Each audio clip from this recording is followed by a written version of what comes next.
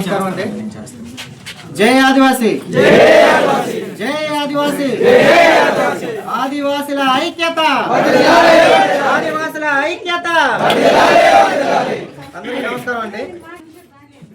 ఈ జర్ల పంచాయతీలోని ఈ పీసా గ్రామ సభ ఇంత గందరగోళం మధ్య జరుపుకోవడమే చిన్న బాధాకరమైన విషయం.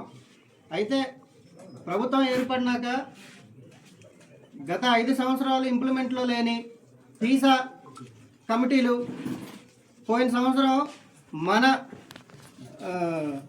ప్రాంతానికి, గిరిజన ప్రాంతానికి ఇంప్లిమెంట్ చేయడం ఈరోజు చాలా మంచి జరిగిందని నేను మనస్ఫూర్తిగా విశ్వసిస్తున్నాను.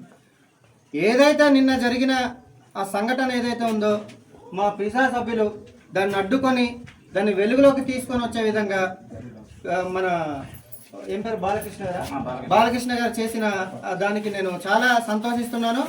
ఈరోజు ఆ రోజు మనం పీసా కమిటీలో వేస్తున్నప్పుడు కూడా మేమంతా కూడా పిలుపు ఇవ్వడం జరిగింది. ప్రతి ఒక్కరు కూడా యువత ముందుకు రావాలి. ఏదైతే మన గిరిజన ప్రాంతంలో ఈ 5th షెడ్యూల్ ఏరియాలో అవేర్నెస్ అవసరం, యువత బయటికి రావాలి. పూర్వీకులు మన కాలంలో వాళ్ళకున్న నాలెడ్జ్తో వాళ్ళకి అంతంత మాత్రాన ఉన్న దాంతో ఇంతవరకు మన సమస్యల్ని కానీ లేదంటే మనం ఇప్పుడు వచ్చినటువంటి ఈ బాక్సైట్కి సంబంధించిన అంశాలని కానీ వాళ్ళ శక్తి మేరకు వాళ్ళు కాపాడుకుంటూ ఇంతవరకు వచ్చారు. ఇప్పటికీ యువత ముందుకొచ్చి ఈ ఏదైతే పీసా చట్టం ఉందో దీనిలో మనం అందరం కూడా భాగస్వాములై యువత అంతా కూడా ముందుకొచ్చి దాంట్లో పార్టిసిపేట్ చేసి మనకున్న సమస్యలన్నింటినీ కూడా మనమే పోరాడుకోవాలన్న పిలుపుకి ఈరోజు 90% మొత్తం మన ఏరియాలో పీసా సభ్యులకు ఉన్న వాళ్ళందరూ కూడా యువత ఉండడం ఈరోజు మన అదృష్టం. వాస్తవంగా గతంలో పీసా సభ్యులు ఉన్నారు, కొంతమంది మన భుజబాబు అనే లాంటి వాళ్ళు, కొంతమంది అవగాహన ఉన్న పరులు ఉన్నారు, వాళ్ళు కొంతవరకు పోరాటం చేశారు. మిగతా వాళ్ళకి పీసా అంటే ఏంటో కూడా తెలియదు, దాని చట్టాలు మనకి ఆ అవగాహన లేక ఇళ్లలో ఉండిపోవడం కొంతవరకు మన నష్టం జరిగింది.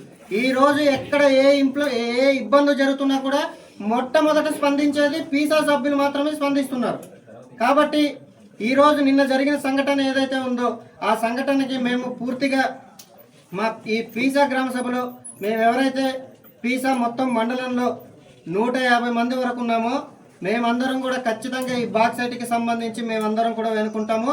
ఖచ్చితంగా మేము పార్టీలకు అతీతంగా ఈ బాక్సైట్కి సంబంధించి మేము పీసా మొత్తం కూడా ఈ బాక్సైట్ కోసం ఎవరైతే ఈ ప్రాంతంలో ఉన్నారో ప్రజల కోసం మేమందరం కూడా పార్టీలకు అతీతంగా మీ అందరికీ అండగా ఉంటామని నేను ఈ సందర్భంగా తెలియజేస్తున్నాను. అలాగే నిన్న జరిగిన సంఘటనకు సంబంధించి ఇక్కడికి వచ్చిన ప్రజలు కూడా చాలా మందికి చిన్న గందరగోళం ఉండొచ్చు. మాకు కూడా ఆ రాత్రి సోషల్ మీడియాలో చూసిన తర్వాత మాకు కూడా కొంత గందరగోళం ఏర్పడింది. అంటే మేము కూడా పార్టీల జెండాలు పట్టుకొని మేము ప్రయాణం చేయొచ్చు, కానీ ఎట్ ద సేమ్ టైం మన ప్రాంత ప్రజల కోసం కూడా మాకంటూ ఒక స్వార్థం ఉంటుంది. మా ప్రాంతం కూడా బాగుపడాలనే ఉద్దేశంతోనే మేము మా నచ్చిన పార్టీలో మా నాయకులతో ట్రావెల్ చేస్తున్నాం.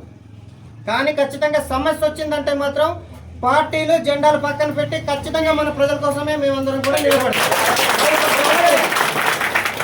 మేము సీఏ గారితో మాట్లాడాము, పోలీస్ డిపార్ట్మెంట్ వాళ్ళతో కూడా మాట్లాడాము, మా పెద్దలతో కూడా మేము డిస్కస్ చేయడం జరిగింది.